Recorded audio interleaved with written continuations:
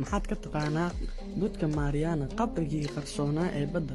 Qiyaas meel aad hoos ugu dhacayso oo madow ah adigoo og inaysan jirin waddo aad ku soo laaban karto. Halkaas waxaa laga yaabaa in ay wax kula socdaan balse indhahaagu ma qabanayaan. Fiidiyowgan maanta waxaynu ku ogaan doonaa siraha badan ee ku jira godka Mariana. Kusoo dhawow Dunida Media.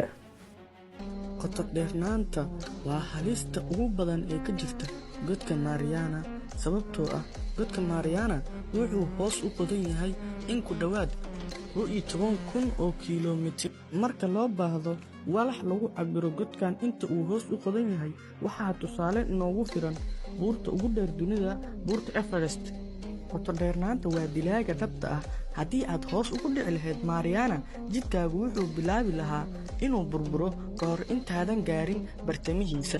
Cadaadiska halkaas ka jira wuxuu la mid yahay 50 diyaaradood oo korkaaga la saaray. Lafahaagu waxay u burburayaan sida dambaska camal. Xitaa iska daa inuu qof bini'aadam tago meesha ugu hooseysa godkaasi, ma gaari karaan xitaa maraakiibta ugu casrisan dunidan.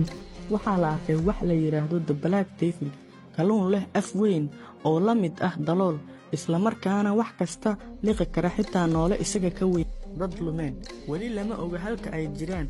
1978 cilmi baarayaal Ruush ah ayaa doontii ay la socdeen la waayay markii ay sahmiyeen Mariana. Mar dambe raadadkoodii lama helin. Waaqii ugu cabsida badnaa ee laga maqlay godka Mariana Blow, dhawaaqii la duubay 1997 oo ka xoog badnaa xayawaanka ugu weyn dunida, weli lama oga waxa sameeyay. Aynu isla dhageysano.